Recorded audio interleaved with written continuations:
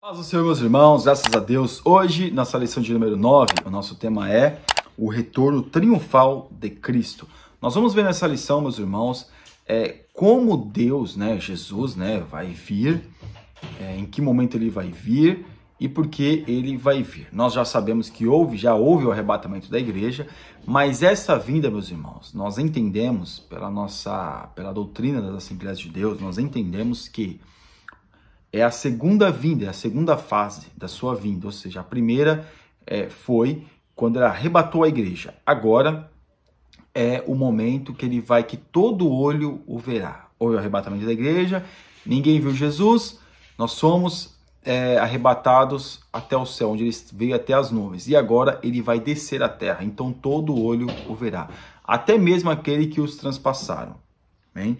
Então aqui no nosso texto do dia, que está em Apocalipse capítulo 1, versículo 7, eis que vem com as nuvens, e todo olho verá, até mesmo o que os transpassaram, e todas as tribos da terra se lamentarão sobre ele, sim, amém. Então veja que João escrevendo aqui, que até aqueles que os transpassaram, que todo olho o verá. Jesus não vai vir mais até as nuvens, Jesus vai descer à terra, todos vão ver o seu esplendor de glória, ele vai descer com a igreja no Monte das Oliveiras, assim como está escrito em Zacarias, assim como nós vemos que quando ele foi arrebatado, como ele foi elevado aos céus, em Atos dos Apóstolos.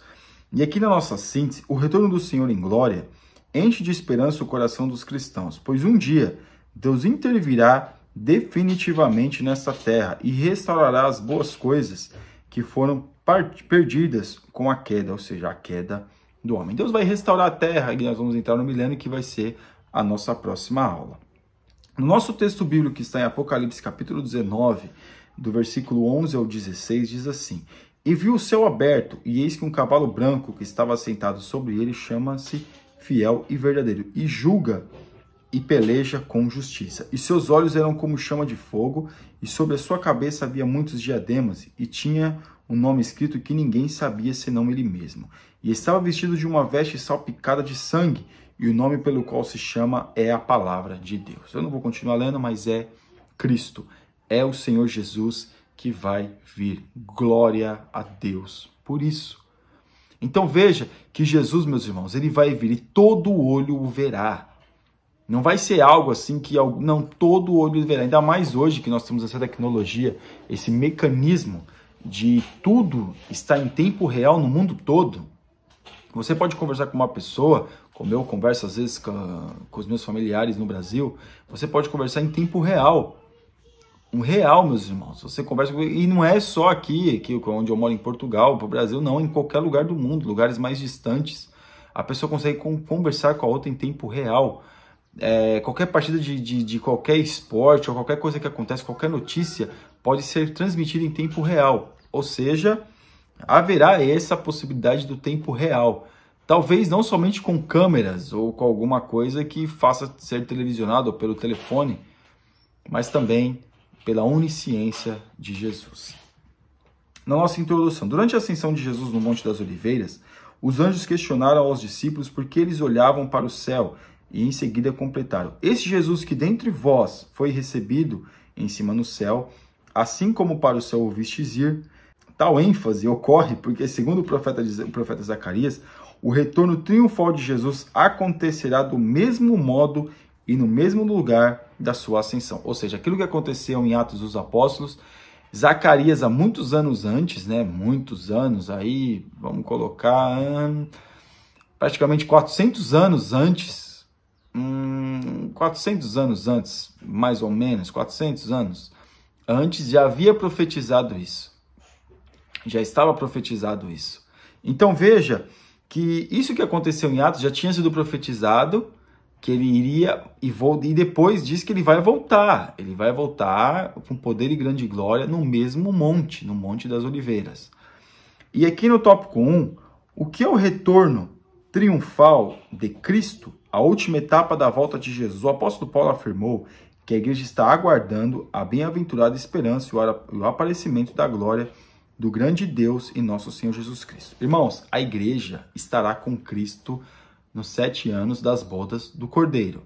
Muitas doutrinas não creem da mesma forma que nós, de crer que Jesus foi assunto aos céus,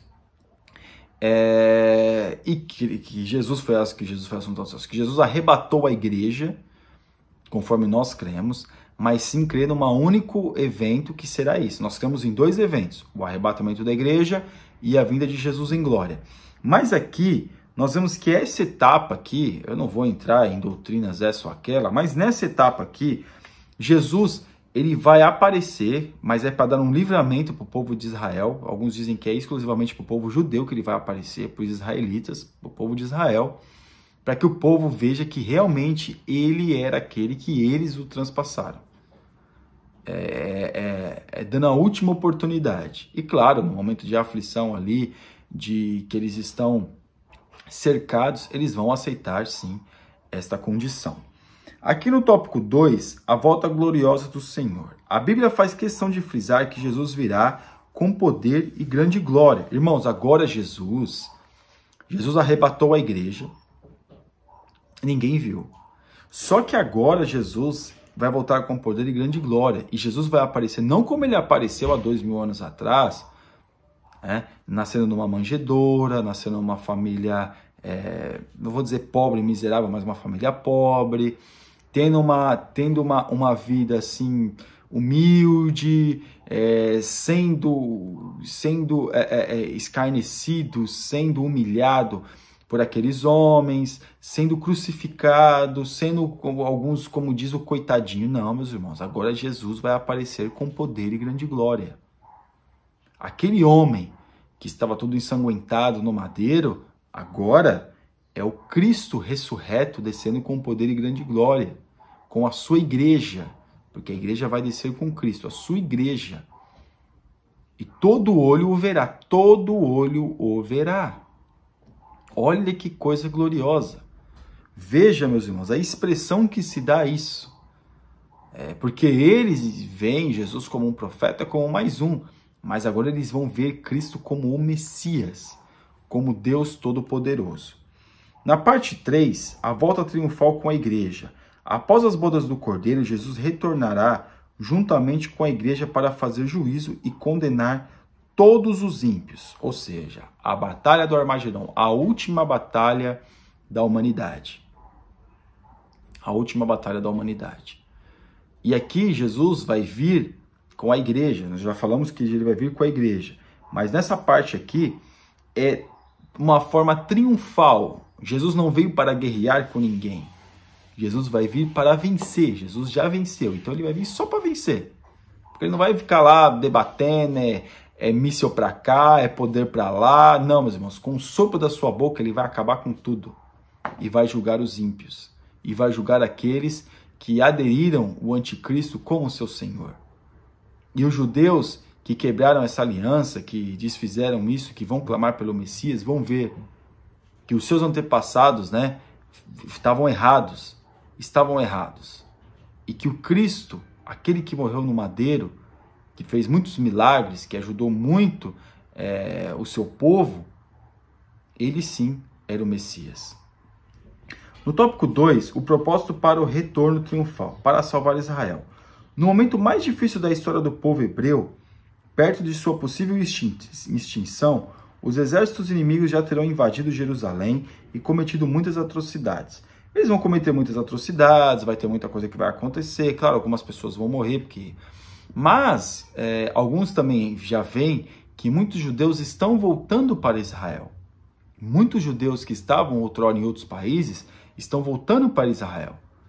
Porque Israel estão preparando o culto. Já há indícios de muitos e muitos animais sendo preparados para o sacrifício quando for reerguido o templo.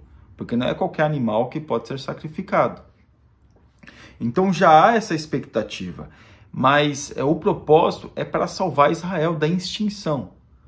Porque, irmãos, acha que se tiver o povo judeu estiver espalhado pelo mundo, claro que alguns sempre moram, a imigração e tal, acha que não vai ser dependendo do país que eles estiverem? Será que eles não vão ser perseguidos e mortos, assim como eles foram na Segunda Guerra Mundial?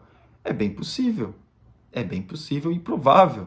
Então nós vemos aqui que antes da invasão haverá alguma resistência, haverá algumas mortes, mas não haverá extinção do povo, porque sempre houve desses homens, né, desses tipo anticristos, de extinguir, sim, Israel. Hitler é um tipo de anticristo, ele queria dominar o mundo, a raça ariana, queria exterminar o povo judeu. E aqui na parte 2, para destruir os inimigos. A guerra do Armagedon será intentada pela trindade satânica e as nações que seguirão o anticristo. Ou seja, Israel vai estar cercado, não vai ter o que fazer. Não vai acabar tudo. Vai jogar uma bomba e pronto, acabou o país, acabou tudo. Muitas bombas, vai matar o povo, vai matar todo mundo. Então, eles clamam pelo socorro do Senhor. Eles clamam, eles vão clamar. Eles vão clamar. O Messias, talvez eles clamarão, o Messias prometido, cadê? Nós estávamos esperando. E Jesus vai descer, eles vão ver que aquele ali era o mesmo que eles sacrificaram, que eles mataram há 2000 anos atrás. Então, Jesus vai vir para destruir os inimigos de Israel. Porque quem é inimigo de Israel é inimigo de Deus. Nós já aprendemos, já falamos sobre isso nas lições passadas, na lição passada. Que quem é inimigo de Israel é inimigo de Deus. Aqui na parte 3, para se cumprirem as profecias. Irmãos, a profecia vai se cumprir. Conforme o próprio Jesus disse, desde o início do seu ministério terreno, até que o céu e a terra passem, nenhum jota ou um tio se omitirá da lei, sem que tudo seja cumprido. Deus é fiel e as suas palavras vão se cumprir no tempo certo. Tudo está se cumprindo. Aquilo que acontece hoje em Israel, eu já falei muito sobre a questão dos países árabes como Israel, isso acontece mesmo, isso acontece muito. Isso é uma coisa que vai continuar acontecendo, que eles não reconhecem Israel como nação. E eles sempre tentam jogar uma bomba ou outra, sempre tentam instigar uma guerra ou outra. Mas graças a Deus, Deus tem guardado Israel, porque ali Israel está cercado de inimigos. Israel está cercado de inimigos. E nós vemos que as profecias se cumprem, porque se Israel está até hoje de pé, se Israel até hoje é uma nação, se Israel até hoje é um povo, é porque a profecia está se cumprindo. Amém? E aqui, no nosso tópico 3, uma plena intervenção divina. O destino da trindade satânica.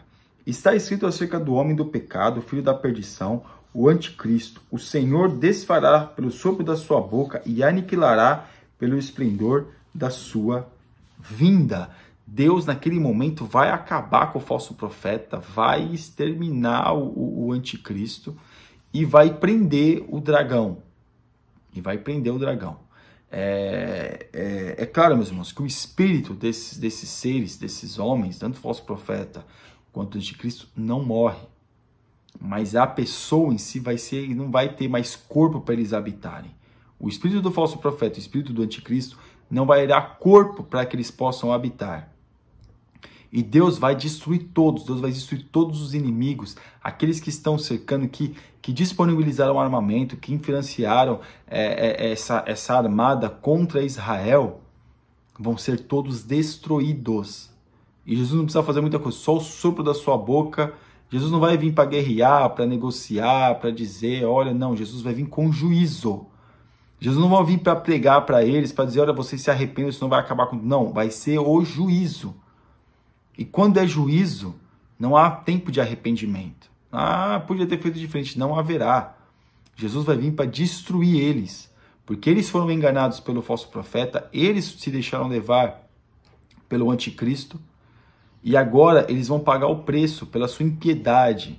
E aqueles povos que querem a aniquilação de Israel, também vai sofrer uma pena muito terrível da parte de Deus. Então veja aqui que eles vão ser destruídos, totalmente destruídos. Totalmente destruídos. Até dizem que naquele momento, quando tiver aquela possibilidade de o povo ser destruído, haverá presentes, um vai mandar presente para o outro, como uma festa. Muitos lugares do mundo vão festejar, porque Israel vai ser aniquilado, Israel vai ser destruído, Israel vai sumir do mapa. É assim que eles vão perceber. Vão comemorar. Por quê? Porque Israel foi contra o seu Senhor. Ou seja, no momento aqui, o anticristo. Como que pode? Fizeram tantas coisas boas. Esse homem fez tantas coisas boas. E agora Israel está querendo se voltar para ele, mesmo que depois haverá coisas climáticas, haverá a estrela do absinto, haverá muitas coisas que vai desencadear, as taças, as trombetas, mas mesmo assim o povo vai continuar sendo adepto do anticristo. E aí é bem provável que, quando todas essas coisas climáticas começarem a acontecer, né, que vai acontecer, é bem provável, meus irmãos, que eles vão colocar sim a culpa em Israel, porque sempre quando houve alguma coisa diferente na humanidade, sempre se colocou a culpa em Israel. E não vai ser diferente. É bem provável que eles vão colocar a culpa em Israel e vão também, além de que o anticristo vai querer ser adorado dentro do templo e os israelitas não vão aceitar, tudo isso vai o quê? Vai ser uma motivação para que o povo, toda a humanidade, boa parte da humanidade venha torcer para que o povo de Israel venha a ser aniquilado, porque não adorou o seu Senhor. E é bem provável também que a conversa pode ser essa, que nós estamos vivendo isso, esse caos climático, essas coisas por culpa de Israel, porque a culpa sempre foi de Israel. Como eu já citei numa lição passada, a peste bubônica foi culpa de Israel. O desastre financeiro da Alemanha foi culpa dos judeus. Foi culpa dos judeus na época da peste bubônica, foi culpa dos judeus. Eu estou citando coisas que têm uma dimensão que todos conhecem. E também o desastre financeiro da Alemanha, a culpa era dos judeus. Amém? E aqui na parte 2, o julgamento das nações. Após as catástrofes da grande tribulação e da elevada mortandade da guerra do Armagedon, as nações sobreviventes serão julgadas pelo Senhor. Haverá pessoas que vão sobreviver, mas vão ser julgadas pelo Senhor. Ninguém fica impune. Não existe impunidade no reino dos céus. Não existe impunidade no reino de Deus. Não existe impunidade diante dos olhos do Senhor Jesus Cristo. Não existe impunidade. Para o homem, principalmente no Brasil, para essa justiça falha, principalmente o Supremo Tribunal Federal, a impunidade está à torta direita, mas para Deus não existe impunidade. Para Deus, diante dos olhos do Senhor Jesus, não existe impunidade. E aqui na parte 3, a implantação do reino milenar. Acerca do julgamento das nações, o Senhor segmentou os participantes, nações em ovelhas à direita e bodes à esquerda, né? Haverá alguns povos que vão adentrar ao milênio, sem serem os judeus. Haverá, alguns defendem que haverá sim, porque não foram coniventes com aquilo que o anticristo queria fazer com o povo de Israel.